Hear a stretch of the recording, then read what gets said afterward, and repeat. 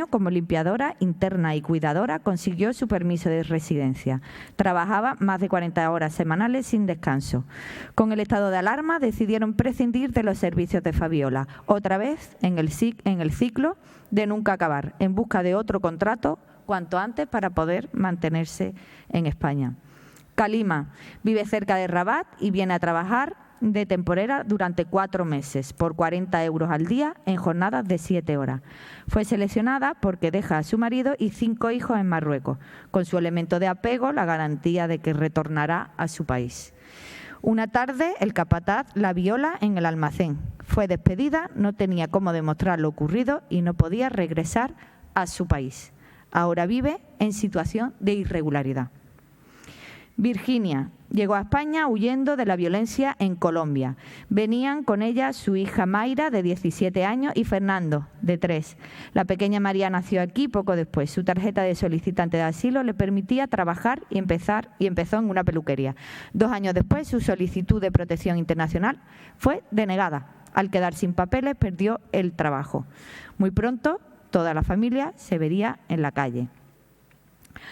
Zuhair es ingeniero agrónomo, aunque no ha podido homologar el título. Encontró trabajo en una granja, era muy duro y percibía menos salario de lo acordado porque le descontaban el alojamiento. Después de 2 años tenía que renovar su permiso de residencia. La resolución fue negativa porque el empleador no cotizaba por él. Estaba en situación irregular y entró en una profunda depresión. Estos son solo algunos de los casos que expongo para que veáis que la situación por la que una persona está en situación de irregularidad son muy diversas, por tanto las soluciones han de ser también muy diversas.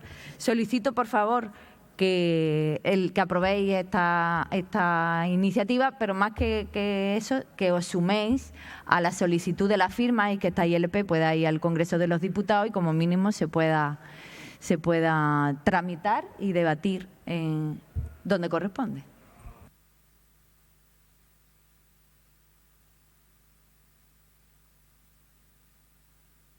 Sí, muchas gracias. Bueno, aquí también nuestro grupo trajo alguna proposición hace, no me acuerdo ahora mismo, pero relacionada también con el tema de las ausencias de derechos que tienen ciertas personas por estar en determinados sitios y tener que buscarse la vida de una manera bastante trágica. Entonces, bueno, yo apoyo totalmente la proposición, la apoyamos de nuestro grupo, y lo que sí quería comentar en relación a todas las buenas intenciones que ha manifestado la señora Collado es que hay situaciones donde las personas no pueden esperar ni siquiera una semana, ni siquiera un mes, ni siquiera un año. Y lo que se está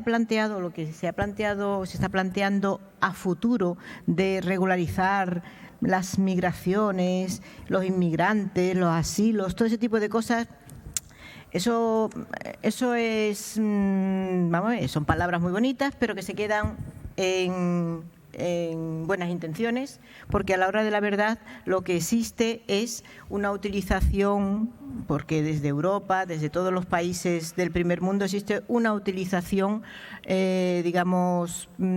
esclavista de las personas que necesitan trabajar, aunque sea en las condiciones más deplorables, para mantenerse vivas o para mantener a familia que está a distancia. Y eso nos lo tenemos que ver. Y mientras no nos lo veamos como sociedad, los políticos tampoco lo verán y estaremos así pues eternamente. Entonces creo que cualquier iniciativa que defienda los derechos de todas las personas, de todas las nacionalidades, de todos los colores, de todas las situaciones, esa es la verdadera defensa de los derechos humanos. Si no, no son derechos humanos, son privilegios de una parte de la población mundial.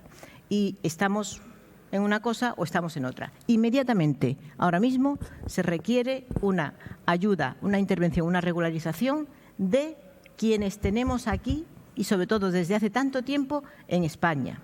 Eso es una deuda que tenemos porque estas personas, la verdad es que muchas de ellas mujeres, pero también hombres a nivel de agricultura y muchos otros trabajos, están manteniendo una infraestructura de ayuda, de cuidados y económica que no la quiere nadie y que nadie sería capaz de trabajar con esas condiciones. Y lo vemos cuando piden temporeros en Huelva, cuando se pide ayuda a domicilio, que te la tienes que pagar tú de tu bolsillo, quien puede, y cuando vemos limpiadoras, cuando queremos recogedoras de fresa, etcétera, etcétera.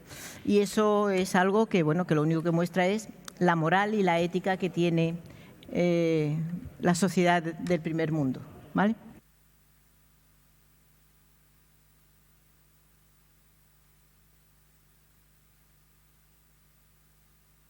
Sí, solamente para insistir en que los grupos se lean el decreto. El reglamento es muy avanzado y tengo que recordar que solo cuando gobierna el Partido Socialista en España se producen regularizaciones y se normaliza y se ayuda a estas personas.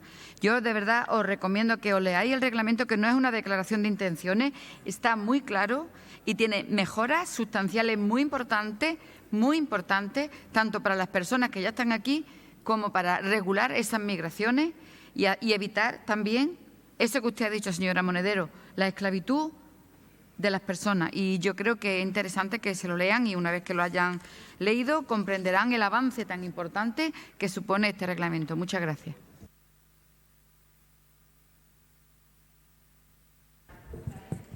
Sí, señora Collado, no entiendo muy bien su intervención. Quiero decir, el objeto de esta propuesta no es ese Real Decreto, o acaso es que me está diciendo, o el reglamento, perdón, me está diciendo que con eso ya está arreglado en la temática. Entiendo que no.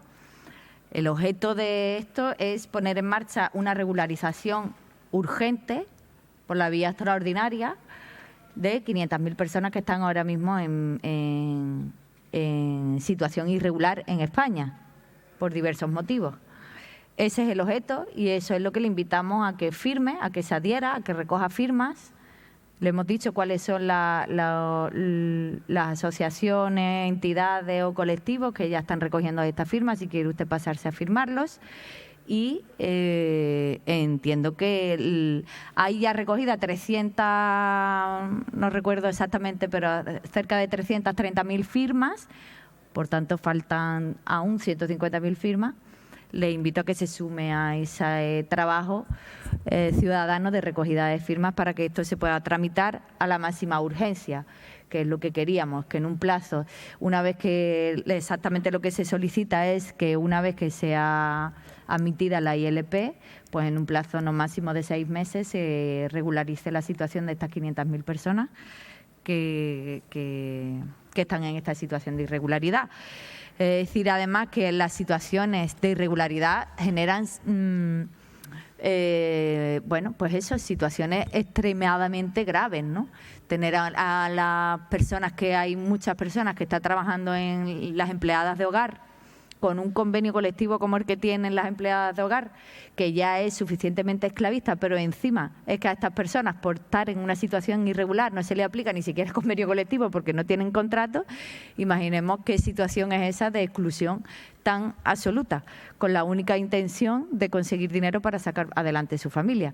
Es decir, y encima, bueno, pues realizando trabajos en los que les damos la máxima responsabilidad y en la que garantizamos la confianza, ¿no? Porque tú no pones en manos de una persona en la que no confías a tus menores ni a tus mayores, ¿no? Entonces, son personas esenciales, las hemos calificado durante la pandemia de trabajos esenciales, pero esencialmente no tienen ningún derecho.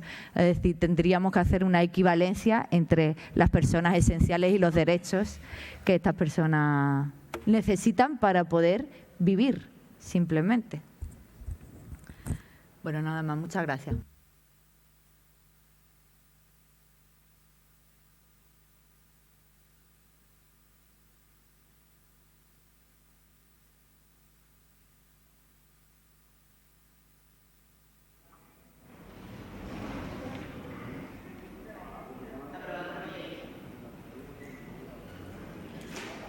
El secretario dice mayoría cuando faltan personas en el pleno que están en el uso de la forma.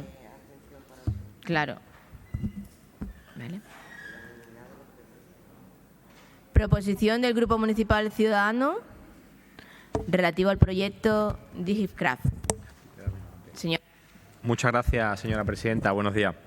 Bueno, la Consejería de Educación y Deporte de la Junta de Andalucía, gestionada por Ciudadanos durante esta pasada legislatura, y la Fundación Vodafone España presentaron en el año 2020 el proyecto DigiCraft en tu cole, consistente en la implementación del programa DigiCraft, que tiene como objetivo formar a niños y niñas de entre 6 y 12 años en las competencias digitales que le van a permitir liderar su futuro y mejorar sus expectativas laborales, rompiendo así con la brecha digital entre los menores y despertando además sus vocaciones tecnológicas.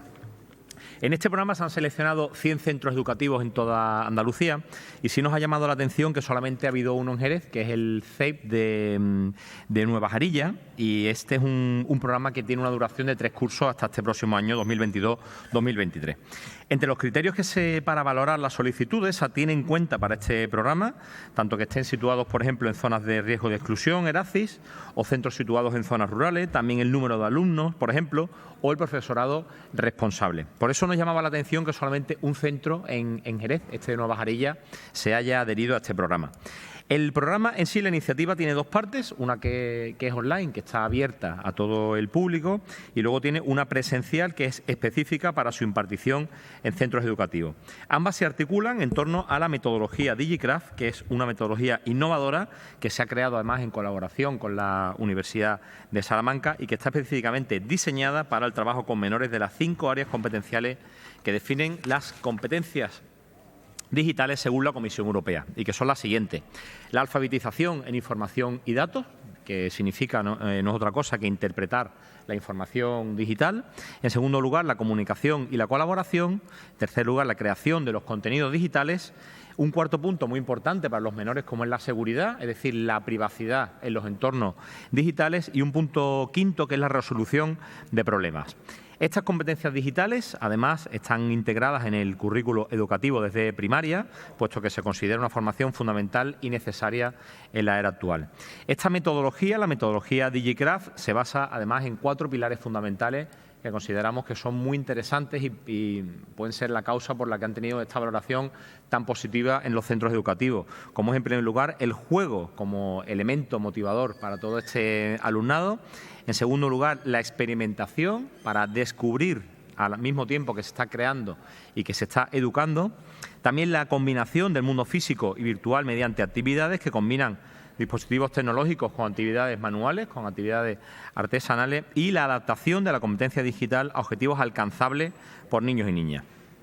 A través de estas actividades lúdicas que combinan el mundo digital con el artesanal, DigiCraft acerca las competencias digitales al alumnado de primaria, utilizando como vehículo para el aprendizaje diferentes tecnologías que además resultan bastante atractivas para los menores, como pueden ser, por ejemplo, los videojuegos, la inteligencia artificial o los avatares. Desde Ciudadanos Jerez de la Frontera, nosotros entendemos que esta ha sido una iniciativa muy beneficiosa para toda la comunidad educativa y que está teniendo gran aceptación en los centros escolares. Por todo ello es por lo que nosotros solicitamos en este pleno, en este caso, este acuerdo, que se inste a la Consejería de Educación y Deporte de la Junta de Andalucía, entiendo que han cambiado el nombre, pero bueno, a la Consejería de Educación actual de esta legislatura, y también a la Fundación Vodafone, para que se inicien los trámites oportunos para ampliar esta iniciativa, tanto en el número de centros, porque creemos que 100 centros pues son insuficientes en Andalucía y solamente ha habido un centro en Jerez, por tanto, en el número de centros como en el tiempo, porque recordamos que ahora en este curso que entra finalizaría este programa, digamos, de colaboración con los centros escolares. Por eso, esa es nuestra petición. Creemos que ha sido esta iniciativa una iniciativa muy interesante, que creemos necesario, que habría que ampliar, y por eso pedimos el apoyo de los grupos políticos de este pleno. Muchas gracias.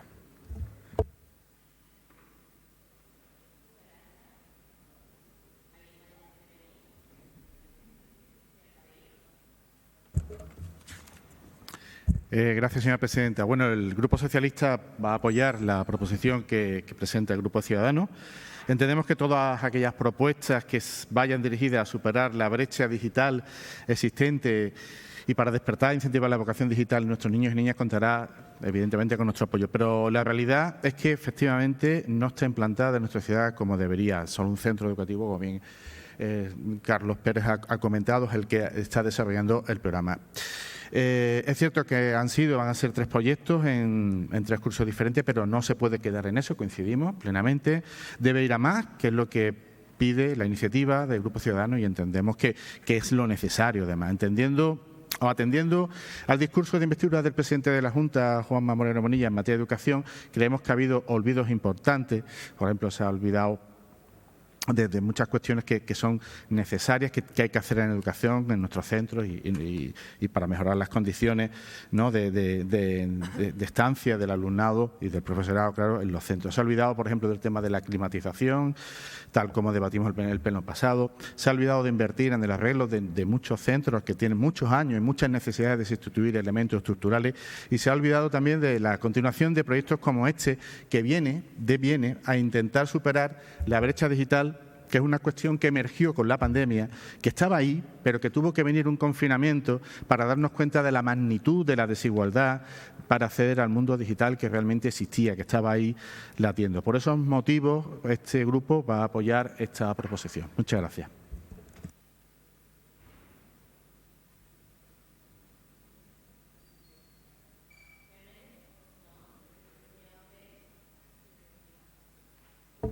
Bueno, entiendo que el voto es afirmativo de los distintos grupos. Agradecer el voto porque, bueno, aunque es una propuesta sencilla, porque es un plan concreto esta iniciativa, pero sí creo que es interesante traer a este pleno asuntos de los que se habla poco, como en este caso son las competencias digitales en los menores.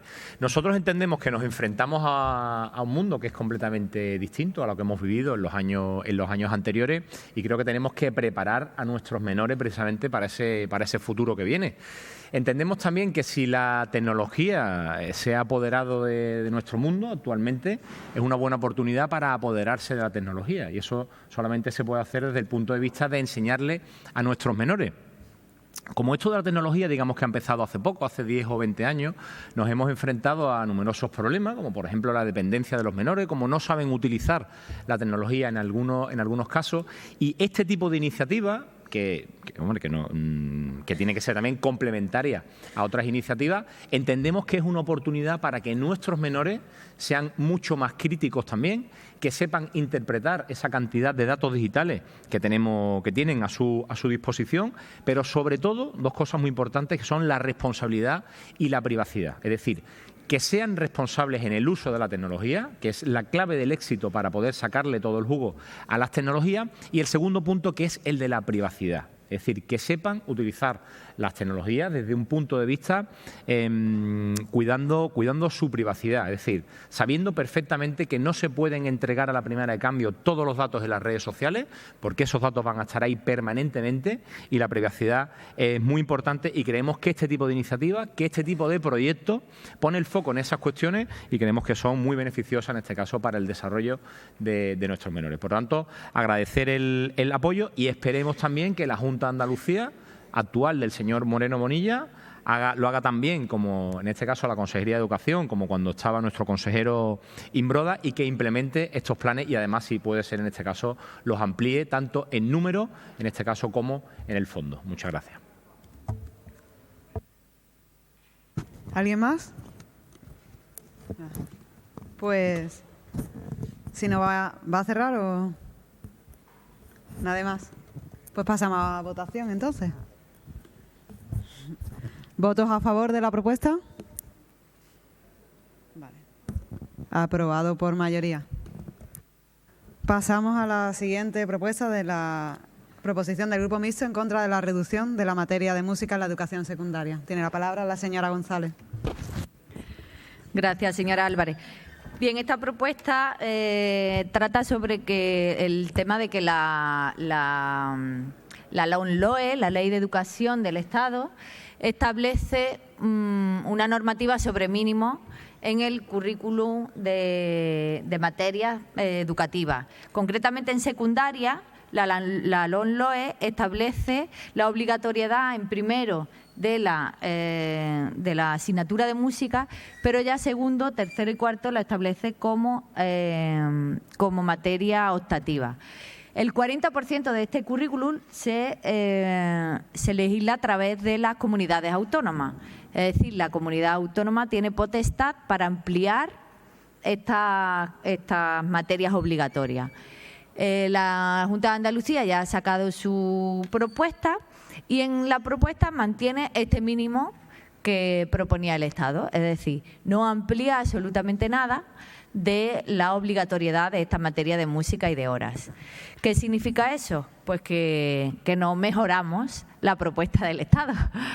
A nosotros nos parece que la propuesta del Estado es corta, pero encima la Junta de Andalucía no lo aprueba, no lo amplía, a diferencia de otras comunidades que sí que lo han recogido. Es decir, a partir de ahora, música se dará tan solo en primero de la ESO y en segundo, tercero y cuarto será optativa. ¿Qué significa que sea optativa? Pues que si no hay un número suficiente de alumnos y alumnas que se matriculen de esta asignatura, no habrá un curso de música, por tanto no se dará. Entonces, si en el centro en el que estés no hay nadie que quiera tenerla como optativa, una optativa que tienes que elegir en segundo y tercero sobre 6 optativas y en cuarto sobre 10, parece predecible que va a ser complicado tener un grupo suficientemente amplio como para tener profesores o profesoras especialistas en música. Entonces, eso conlleva, primero, que el currículo que se vaya a dar va a ser solo preparado para primero, que es la obligatoria, y después ya veremos. Por tanto, la materia tiene que terminar en un año, no hay continuidad. Y luego que los profesores o profesoras que vayan a dar música, pues serán no especialistas en música, sino personas que tengan garantizado que van a dar su materia porque es obligatoria en otras materias y le van a meter música porque haya que cubrir ese puesto. Por tanto, hay un riesgo real de que la asignatura de música sea algo que en los institutos no se trate ni por asomo. O sea, que se trate de una manera muy débil y solo y exclusivamente en primero. ¿Qué significa eso para nosotras? Pues significa dejar de apostar por una competencia que entendemos que es importante para el desarrollo humano. En concreto para las personas jóvenes. Creemos que las personas jóvenes tienen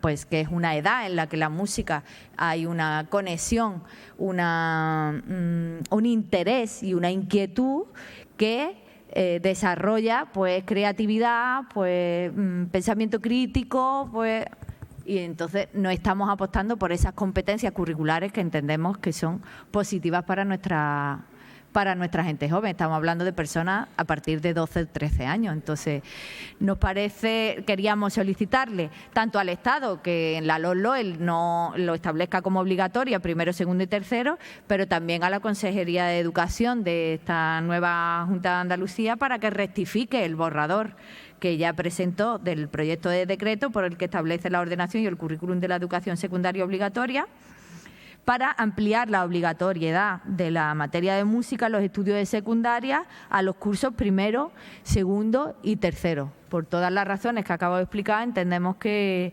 es la única manera de garantizar que cuando demos música estamos dando una asignatura en la que vamos a poder aprender realmente competencias de esta materia.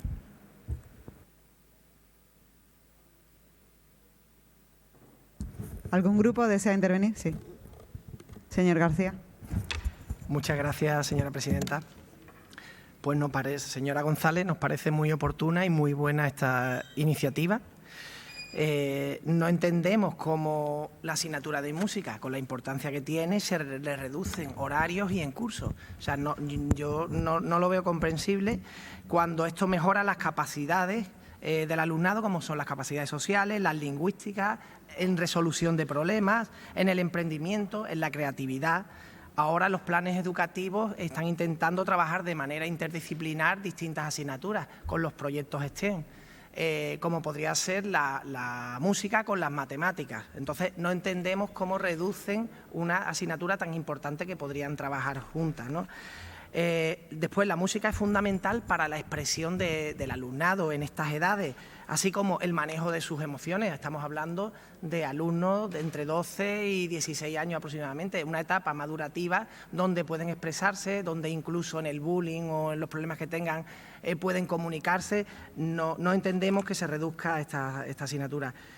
Yo afortunadamente tengo la suerte de que puedo considerarme músico, sé tocar instrumentos, vengo de ciencias y he estudiado muchas matemáticas, física, y sí puedo decir que esas dos asignaturas se complementan y se deben de estudiar juntas. O sea que no veo bien que se le quiten horas. Además, la música es un lenguaje universal donde se han entendido todas las culturas y no es bueno que perdamos ese aprendizaje. Así que le felicito porque es una gran propuesta y le apoyamos totalmente. Muchas gracias.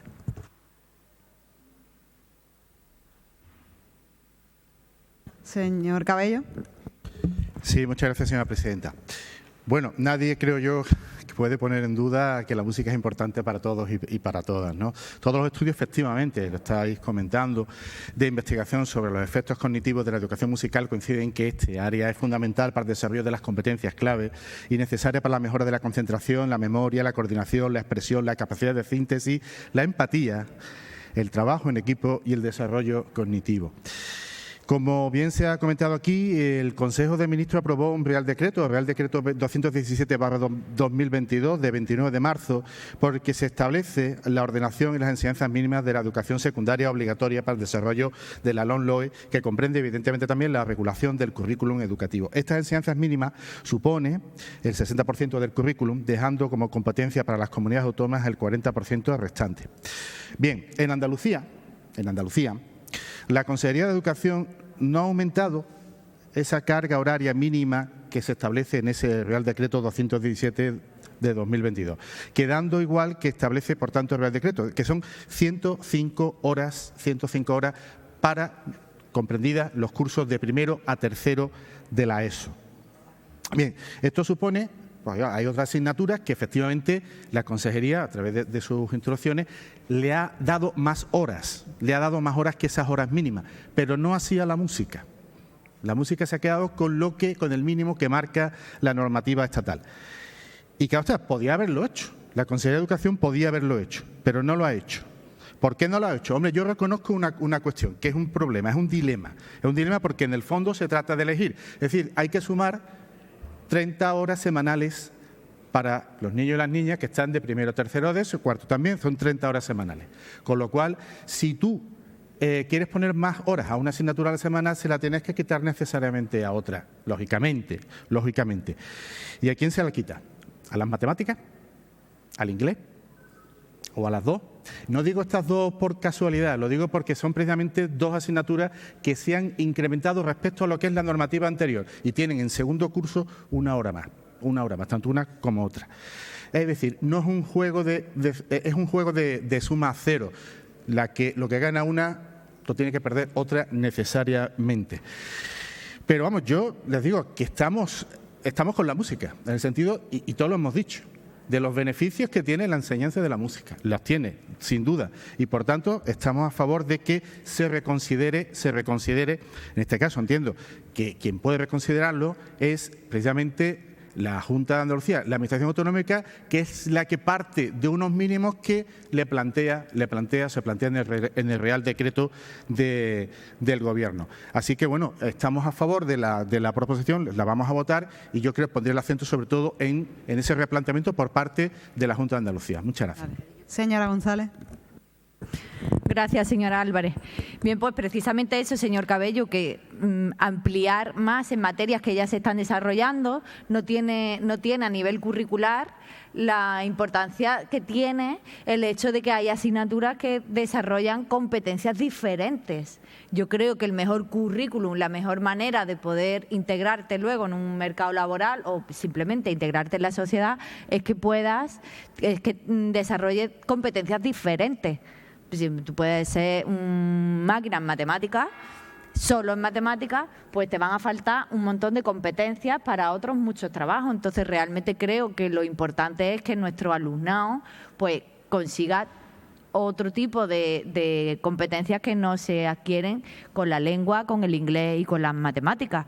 Entonces, la música y las artísticas son asignaturas que desarrollan estas otras competencias. Entonces, irlas reduciendo en pos de la matemática y el lenguaje, sin quitarle la importancia que tienen, evidentemente, pero que lo importante no es destacar una sola competencia, sino diversificarla y que cada una de las personas que salen de nuestros centros educativos tengan un mínimo en todas las competencias que van a necesitar en el desarrollo de su vida y de la profesión que vayan a elegir, sea cual sea, porque las profesiones todas no bastan solo con el conocimiento exactamente, sino que también requiere de ciertas habilidades que hay que desarrollar cuanto antes mejor y con la mejor de las formas, ¿no? Y que mejor que en un centro educativo para que empiece a aprender a desarrollar todas esas habilidades.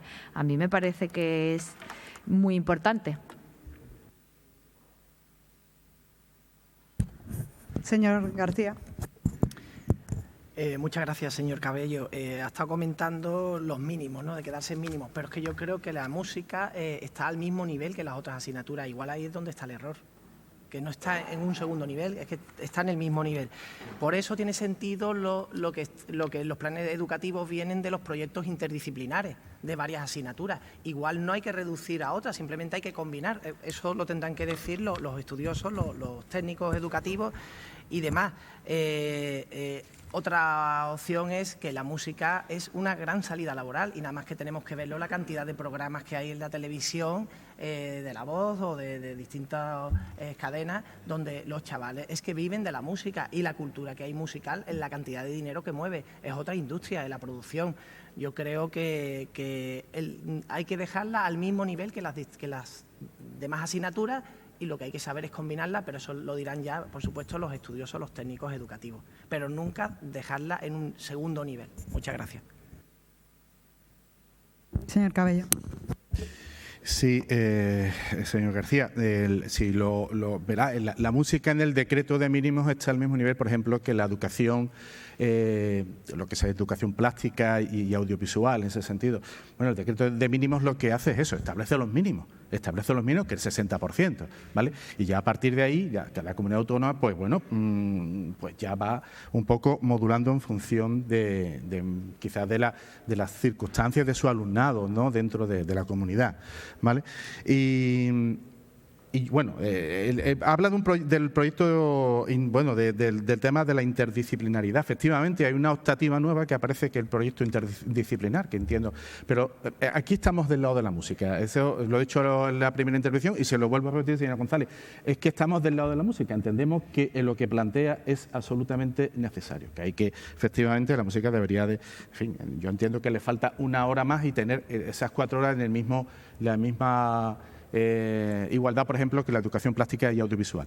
Entonces, ¿que se podía haber hecho? Se puede haber hecho. Implica un sacrificio, lo que estoy diciendo. Yo creo que es así, implica sacrificar otra cosa. Y también hay que tener en cuenta que las autoridades educativas pues, tienen en consideración otras cuestiones, como bueno, los resultados de pruebas PISA y otras pruebas de diagnóstico que se realizan al respecto, ¿vale? Pero que entiendo y el Grupo Socialista está efectivamente que en esa configuración autonómica la música de alguna manera ha sido la pagana, perdonadme la expresión un poquito de ese reajuste y debería de reconsiderarse. Y bueno, simplemente nada más que apoyemos la proposición porque nos parece oportuna. Muchas gracias. Para cerrar. Sí, gracias. Sí, simplemente un apunte, ya que vamos a instar a que se rectifique ese decreto. Nosotras más que hablar de horas, estamos hablando de la obligatoriedad. Por eso que os decía de que si no hay obligatoriedad, la asignatura no tiene continuidad y por tanto el currículum queda muy reducido a una cuestión eventual de que pueda haber personas que grupos suficientes para tener profesionales de música o no. Entonces eso le va a restar muchísima calidad, aparte de que un solo curso pues no te da para desarrollar actividades con suficiente calidad en la música, ¿no? Entonces, bueno, pues eso, más que horas, entendemos que debemos de hablar de recuperar la obligatoriedad, ¿vale? Nada, muchas gracias por el apoyo manifestado. Muchas gracias. Pasamos a votación. ¿Voto a favor? ¿En contra? ¿Abstenciones? Queda aprobada. Pasamos al punto número 15 del Grupo Ciudadanos, relativa a la accesibilidad a rutas turísticas de Jerez. Muchas gracias, señora presidenta. Bueno, cuando a lo largo de este mandato hemos traído desde nuestro grupo municipal propuestas en diferentes ámbitos que tenían un doble objetivo. La primera es la puesta en valor de algunas de las señas de identidad de nuestra ciudad o de nuestro patrimonio o de nuestros equipamientos o de nuestra cultura, ya sea el flamenco, el caballo, el vino, el motor o de nuestros museos. Y que sirva también este tipo de propuestas, además de ponerla en valor, que sirva para generar riqueza y empleo para nuestros vecinos y mejorar la vida de los jerezanos. Así, a modo de ejemplo, podemos hablar de la propuesta de la ruta Xacobea, que terminó en una declaración institucional de este ayuntamiento, en la que, poniendo en valor los caminos y los viñedos de Jerez, pues se tenía como objetivo, otro de los objetivos era generar una ruta turística en la que vinieran peregrinos a hacer el Camino de Santiago que pueda discurrir por la provincia de Cádiz y por Jerez, y que se pueda hacer a caballo o a pie, y que genere economía. O la propuesta que se trajo a este pleno por parte de Ciudadanos, en la que queríamos poner en valor pues las casas de guardia de Montes de Propio, generando también y diversificando la oferta turística y apoyando lo que era el turismo rural en Montes de Propio. O la de la ruta oficial del flamenco de Jerez, que tenía como propuesta, además de poner en valor una de las señas de identidad de la ciudad, como es el flamenco, y la ruta en sí misma, pues que sirviese también para rehabilitar los barrios históricos de Jerez, como puede ser Santiago, San Miguel, la Albarizuela o la propia la Asunción. Hoy, desde nuestro grupo municipal, traemos otra propuesta que quiere cumplir este mismo objetivo, que sirva para potenciar uno de los motores económicos con los que cuenta nuestra ciudad, como es el turismo, diversificando su oferta turística para poder atraer a nuevos clientes potenciales. Y que sirva también para hacer de Jerez una ciudad más accesible para el disfrute de visitantes y de los propios jerezanos. Es una propuesta que nace desde una de nuestras debilidades como destino turístico, y es la falta del turismo, de ser un turismo accesible. Desde el propio clúster turístico Destino Jerez ya se señalaba que Jerez carecía a nivel turístico de unos itinerarios accesibles, delimitados, demarcados y definidos, que se traduce, en nuestra opinión, en una falta de competitividad sobre un sector, sobre clientes y visitantes potenciales que descartan nuestra ciudad por motivos de falta de accesibilidad al momento de decidir su viaje. ¿Qué supone esto? Pues para que nos hagamos una idea, como lo decía el vicepresidente de la Junta y consejero de Turismo, don Juan Marín, el ser un destino turístico accesible supone acceder a 100 millones de potenciales visitantes entre personas con discapacidad y sus acompañantes. Las personas con discapacidad no tienen límite, se lo ponemos nosotros, y es por ello por lo que las administraciones públicas debemos de trabajar para crear las condiciones necesarias para que puedan visitarnos las personas con discapacidad. Esta propuesta, que desde Ciudadanos Jerez traemos aquí al Pleno de la Corporación, es perfectamente compatible con otras iniciativas que desde este propio ayuntamiento se están haciendo y que se impulsan también por otros organismos. Es también una iniciativa que, además de servir para captar fondos como aquellos que gestiona la Fundación Biodiversidad, que es dependiente del Gobierno de España, sirve para crear empleo y sirve para hacer realidad un derecho. Y además, como es el derecho a la accesibilidad, y sirve y está abierto a la participación de diferentes organismos que creemos que tienen mucho que decir y mucho que aportar, como en la cátedra de la Universidad de Cádiz de Turismo Accesible e Inclusivo. Es por ello por el que Ciudadanos Jerez eleva para su aprobación en el Pleno del Ayuntamiento de Jerez la adopción del siguiente acuerdo: instar a la Junta de Andalucía, a través de la Consejería de Empleo, Regeneración, Justicia y Administración Local, a que, en coordinación con la Cátedra de la UCA de Turismo Accesible e Inclusivo, la Fundación Biodiversidad y cuantos organismos se estimen oportunos, al diseño y propuesta de ejecución de un plan integral de accesibilidad de las rutas turísticas de nuestra ciudad con fondos Next Generation, que incluya infraestructuras y soluciones basadas en la naturaleza, con el objeto de mejorar de mejorar la biodiversidad, la adaptación al cambio climático y la calidad de vida y la salud de nuestros habitantes. Muchas gracias. ¿Quién desea intervenir? ¿Algún grupo? Señora Gallardo. Muchas gracias, señora. Bueno, pues en primer lugar me gustaría decirle que su proposición nos parece una proposición constructiva y que por esa razón le anticipo el voto favorable, así como cuanto en otras ocasiones se han traído proposiciones constructivas. Este Gobierno municipal siempre está en la línea de favorecer todo lo que sea bueno para la ciudad y así lo hacemos. Me gustaría también quedarme con una frase que usted ha dicho, de que las personas con discapacidad no tienen límites, se los ponemos nosotros, efectivamente, señor Méndez. Y además le añadiría, es nuestra obligación y nuestra responsabilidad quitar cualquier límite o impedimento que haga que esas personas no disfruten, al igual que las otras personas, de los encantos y maravillas que tiene esta ciudad. Nosotros en esa línea también hemos sido pioneros porque hay una parte que usted menciona que ya nosotros hemos abordado. Nosotros tenemos un observatorio que creamos el año pasado con la UCA y el clúster turístico, en el cual se centró precisamente en que se hicieran desde el ayuntamiento, o sea, concretamente desde el Alcázar, como sede, se hicieran por parte de alumnos de la UCA y canalizándolo a través de un convenio que tenemos con la Oficina de Turismo, todo un estudio de la ciudad de Jerez en un ambicioso proyecto de eliminar todo lo que sean las cuestiones que impidan esa accesibilidad a personas que tengan esa dificultad.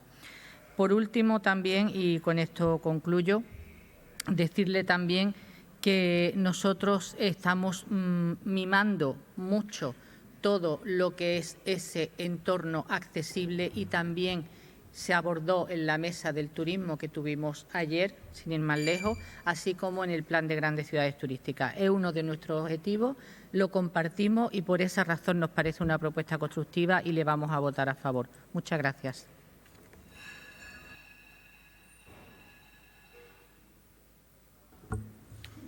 ¿Grupo que desean intervenir? Cierra la primera vuelta. ¿Cierra usted la primera puerta, señor Méndez? Vale. Sí, muchas gracias, señora presidenta. Bueno, yo no sé cómo se van a definir los demás grupos que no han intervenido, pero bueno, entiendo que la propuesta va en la línea, ¿no?, de hacer Jerez una ciudad más accesible y buscar fondos que nos puedan servir, pues bueno, sacar una potencialidad que tiene nuestro turismo y Jerez como destino turístico. El invertir en accesibilidad es bastante caro, y entendemos que solo el Ayuntamiento de Jerez no lo puede hacer. De hecho, hay que ser bastante imaginativo para buscar fondos y poderlos adaptar a la ciudad.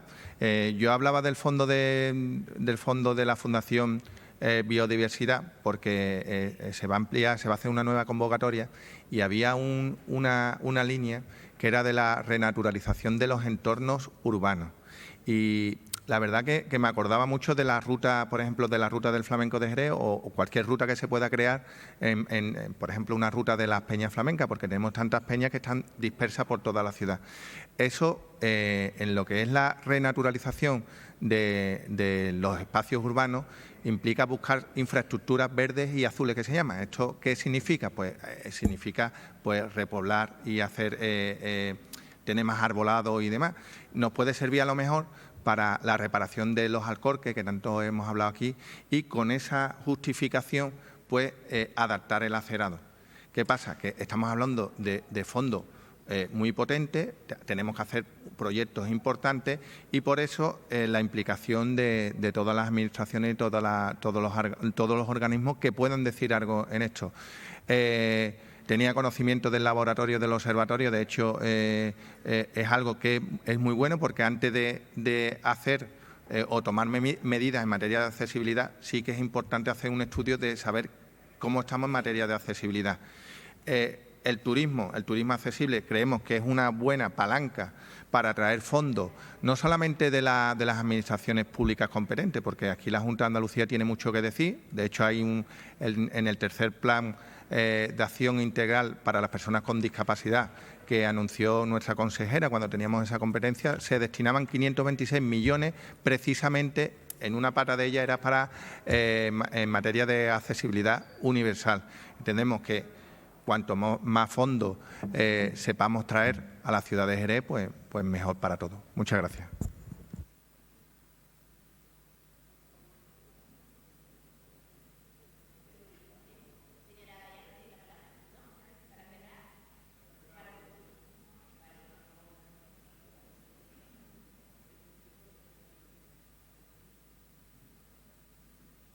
¿La votación? ¿Voto a favor de la propuesta?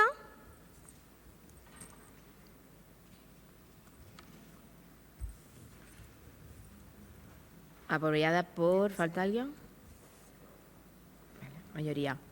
Siguiente proposición del Grupo Ciudadano relativa a la gastronomía típica y auténtica andaluza. Venga, antes que se vaya. No me puedo creerlo. Muchas gracias, señora presidenta. La declaración de interés turístico de la gastronomía andaluza y, por ende, la jerezana, lo que pretende es mantener las recetas que no se queden en el olvido de nuestras abuelas, que cocinaban nuestras abuelas, que transmitían oralmente de padres a hijos. Según las fuentes históricas culturales consultadas, la gastronomía andaluza es fruta de la herencia cultural de usos y costumbres y gastronómicas de procedencia romana y del andaluz o andalusí, consecuencia de ser esta comunidad autónoma un puerto entre Europa y África, a través de la cual muchos pueblos transportaban sus mercancías y, por ende, impregnaron y enriquecieron a través de parte de su cultura, aromas, técnicas de cocinado y conservación de alimentos a la gastronomía existente, hasta convertirla en la típica y auténtica gastronomía andaluza que disfrutamos hoy. Andalucía, bañada por el mar Mediterráneo y Océano Atlántico, goza de gran variedad de productos del mar, y además en su interior son grandes extensiones de olivos y otros productos que proporcionan a Andalucía una fantástica huerta rica en frutas y hortalizas auténticas y unidas por su situación geográfica y sus condiciones meteorológicas, que unidas a la ganadería y a los productos de caza autóctonos convierten a la cocina andaluza en una cocina de gran arraigo y tradición. Lo anteriormente pincelado y un sinfín de cuestiones más relacionadas convierten a nuestra comunidad autónoma en garante de una rica gastronomía propia, muy variada y con diferencias entre las costas y el interior, que forman parte de la dieta mediterránea, muy vinculada al uso del aceite de oliva, los frutos secos, los pescados y las carnes, además de una repostería auténtica muy vinculada al uso de la almendra y la miel, que muestra y evidencia la gran influencia de la cocina andalusí. Por ello, la importancia de lo anteriormente expuesto, unido intrínsecamente a la cultura que gira en torno a la vid, al vino y a su entorno a través de los caldos diferentes, de diferentes denominaciones de origen, como son la de Montilla Moriles o los del Marco de Jerez o la Manzanilla de Sanlúcar, no solo refrescan matices e invaden a los paladares más exigentes, sino que afianzan más si cabe la autenticidad de nuestro patrimonio gastronómico, que se ha ido transmitiendo de generación en generación a través de platos que supieron adaptarse a las necesidades propias de trabajo y condiciones climatológicas típicos de la cocina andaluza. Con el paso del tiempo, el turismo gastronómico, que despertó con la fuerza la atención de estudiosos de diferentes partes del mundo, después de la realización del Congreso Mundial de Turismo Gastronómico realizado por la Organización Mundial de Turismo en Chipre en el año 2000, se ha ido convertido en un medio para recuperar la alimentación tradicional de cada zona y, por lo tanto, en un instrumento que ayudará a afianzar el posicionamiento de los alimentos regionales, hasta convertirlos en piezas clave para el posicionamiento de sus alimentos. Esta modalidad de turismo es la máxima representación de la visita de productores de los sectores primarios y secundarios de alimentos, festivales gastronómicos, restaurantes y lugares específicos donde la degustación de platos y experimentación de atributos de una región especializada en la producción de alimentos se ha convertido hoy en una de las razones principales para la realización de un viaje. Es además la que ha producido un mayor incremento de la demanda en España. Desde Ciudadanos Jerez consideramos de vital importancia salvaguardar y poner en valor todos los recursos de los que dispone nuestro patrimonio y en su máxima extensión y en especial los que posibiliten la atención de nuestros visitantes sobre aquellos recursos de especial trascendencia turística, Por ello, y abanderando que nuestra comunidad autónoma, a diferencia de otras, contribuye a la difusión de los valores propios de nuestra tierra y que ofrece un interés real desde el punto de vista turístico a través de la declaración de interés turístico, es por lo que este grupo municipal eleva la presente iniciativa, que es instar a la Junta de Andalucía, a través de la Consejería de Turismo, de Regeneración, Justicia y Administración Local, a iniciar las actuaciones conducentes a la declaración de interés turístico andaluz de nuestra gastronomía, así como elevar dicha consideración a nivel nacional. Instar a la Junta de Andalucía, a través de la Consejería de Turismo, a través de las consejerías a las que corresponda incluir entre las actuaciones relacionadas a la declaración de interés turístico andaluz de nuestra gastronomía las siguientes particularidades. Organización por provincia de los platos típicos, así como la creación de un banco de datos para la salvaguarda de las recetas típicas del lugar, evitando de ese modo la pérdida cultural del conocimiento, potenciar y proteger los establecimientos hosteleros de marcado carácter andaluz o local como oferta singular de cara al turismo frente a corrientes que no identifican el lugar y despersonalizan nuestro destino turístico, utilizar nuestra oferta gastronómica de productos y servicios de restauración como elementos inseparables de la oferta. Gracias, señor García. Se le acaba el turno. ¿Alguien quiere intervenir? Señora Gallardo. Gracias. Bueno, comentarle dos cosas. En primer lugar, que al igual que le decía a su compañero Manuel Méndez, le anticipo el voto favorable por la misma razón, porque efectivamente todo lo que redunde en beneficio de nuestra ciudad va a tener siempre el voto favorable de este grupo.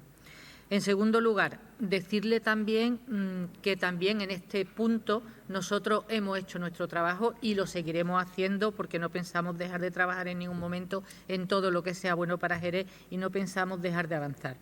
Nosotros ya hemos creado fiesta de la tapa, ruta del mosto, de copa en copa, de tapa en tapa. O sea, llevamos trabajando el tema de la gastronomía turística durante todo el mandato y entendemos, y por eso lo hemos trabajado y lo seguiremos trabajando, que forma parte también de un elemento esencial de atractivo turístico.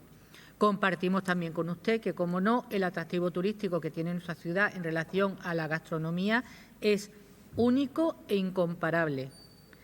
La única cuestión que me queda pendiente y que no alcanzo a enmarcar en lo que es su moción, lo que no implica para el voto que le he anticipado, es dónde se enmarcaría de conformidad al decreto 116/2016, en qué apartado enmarcaríamos esta petición. ¿Por qué se lo digo?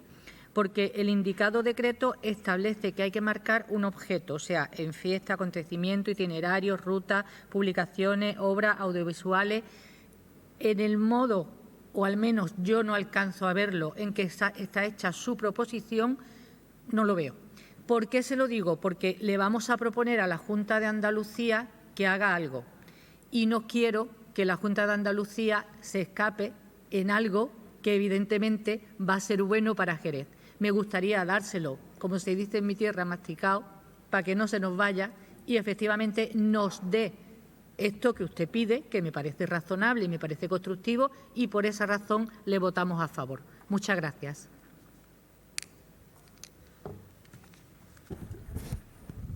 Si nadie quiere intervenir más, puede cerrar ahora.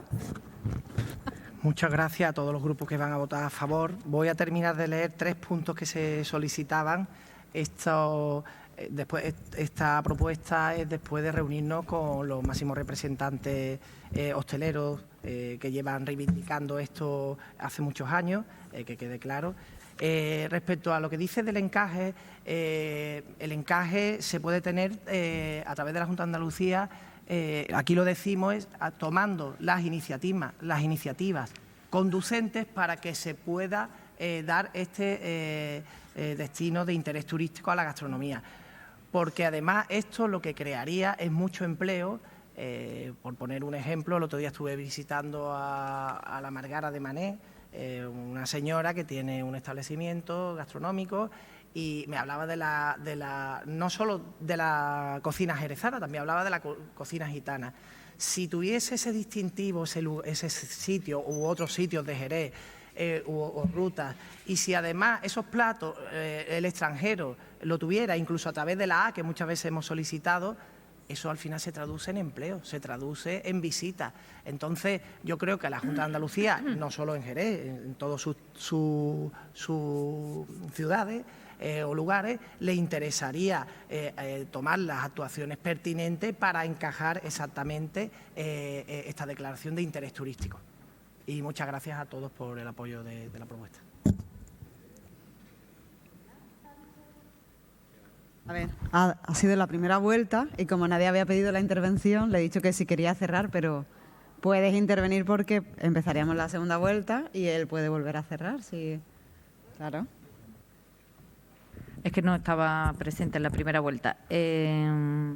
Nosotros teníamos una pregunta respecto de esta propuesta, que nos parece interesante, que la votaremos a favor, pero que creemos que hay que añadir un elemento de seguimiento, de evaluación de la calidad. Es decir, irte al Mercadona y coger un salmorejo y echarlo en un bote y ponerte salmorejo en la carta, ¿te da derecho a tener este sello de comida andaluza? ¿Es eso calidad? ¿Es esa la comida andaluza? ¿El bote del Mercadona del salmorejo? Pregunto, no lo sé, quizá hay que valorarlo. Entonces, me parece que todo esto necesita que haya luego un seguimiento acerca de qué es lo que vamos a declarar como comida, porque habla usted de comida auténtica andaluza. Entonces, como auténtica, ¿qué podemos interpretar? Entiendo que tenemos que interpretar una elaboración casera, como mínimo. Entonces, bueno, porque esos términos habrá que llevarlo al terreno y aclararlo, que nos parece importante.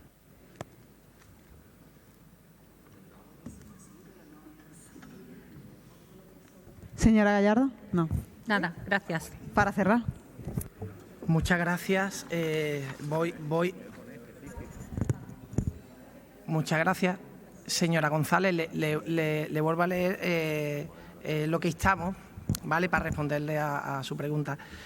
Pues la organización por provincia de los platos típicos, así como la creación de un banco de datos, estamos hablando de platos, no de algún producto, como la creación de un banco de datos para la salvaguarda de las recetas típicas del lugar, evitando de ese modo la pérdida cultural de conocimiento. Potenciar y proteger los establecimientos hosteleros de marcado carácter andaluz o local como oferta singular de cara al turismo frente a corrientes que no identifiquen el lugar y despersonalizan nuestro destino turístico. Utilizar nuestra oferta gastronómica de productos y servicios de restauración como elementos inseparables de la oferta turística andaluza como la máxima expresión de su cultura. Creación de un catálogo directorio de platos típicos andaluces con sus respectivas recetas y fórmulas de elaboración para asesoramiento en formación cualificada específica del sector de restauración andaluz. Incluir los platos típicos andaluces en la declaración de interés turístico andaluz y resaltar en las cartas de los establecimientos de restauración los platos y tapas típicos andaluces, o sea que va a ser comida casera. Muchas gracias por vuestro apoyo. Pues pasamos ahora sí a votación, ¿vale? ¿Votos a favor de la propuesta? Por mayoría, ¿no? Vale, pasamos a la proposición 17 del Grupo Municipal Adelante Jerez, relativa a profesionales Infoca y Amaya. Tiene la palabra la señora Monedero o el... Sí. Muy bien, muchas gracias. El personal laboral del Plan de Emergencia por Incendios Forestales de Andalucía, Infoca, realizó el pasado 1 de junio una huelga que continuó con una acampada ante el Palacio de San Telmo, a la que se sumó el personal de la Agencia de Medio Ambiente y Agua, Amaya, teniendo como principales demandas el acabar con la temporalidad de los contratos, reconocer la antigüedad y otras reivindicaciones de unos efectivos profesionales que desarrollan tareas donde la vida puede estar en riesgo en situaciones cada vez más frecuentes. El detonante fue la aplicación que la Agencia Pública de la Junta ha hecho de la reforma laboral. Según el secretario del Comité Intercentros de Amaya, Antonio Castellano, de CGT, la reforma laboral debería haber servido para que se cumpliera nuestra demanda de contratación para todo el año, porque los incendios se empiezan a apagar en invierno, preparando el monte para que luego el fuego pueda ser controlado en verano, porque si no, hay incendios en los que no te puedes acercar a 15 metros y que no se apagan desde el aire. Los bomberos forestales denuncian que la Junta les despide cada 15 de octubre a pesar de haber trabajos de limpieza limpieza y prevención por hacer, para concesionarlos con empresas privadas. Insisten en que esos trabajos se podrían hacer desde lo público, de manera más eficiente y con menor coste para las arcas públicas, a la vez que califican de barbaridad desmontar el dispositivo Infoca durante 7 meses al año. Por eso reclaman un dispositivo completo todo el año, por estabilidad laboral y también por la propia seguridad de los trabajadores. Tal como dicen, si entran el 1 de junio y el 9 hay un gran incendio, como acaba de pasar, te encuentras con que algunos compañeros aún no disponen de equipos de seguridad, otros no han hecho todavía la formación que se requiere para estar en primera línea de fuego y otros ni siquiera han pasado el reconocimiento médico. La plantilla del Infoca, con una edad media de más de 50 años, no da abasto entre octubre y junio del año siguiente, periodos de riesgo medio y bajo de incendios, para atender las labores de prevención que serían necesarias. Por ello reivindican que los 700 trabajadores eventuales del dispositivo de prevención de incendios se conviertan en fijos. Los contratan el 1 de junio y los mandan a la calle en octubre, así que se tienen que buscar la vida el resto del año y faltan en la época de riesgo medio o bajo de incendios, cuando el trabajo de prevención puede impedir que incendios como el de Pujerra o el de Sierra Bermeja de 2021 se vuelvan monstruos incontrolables. Los sindicatos temen que tras esta situación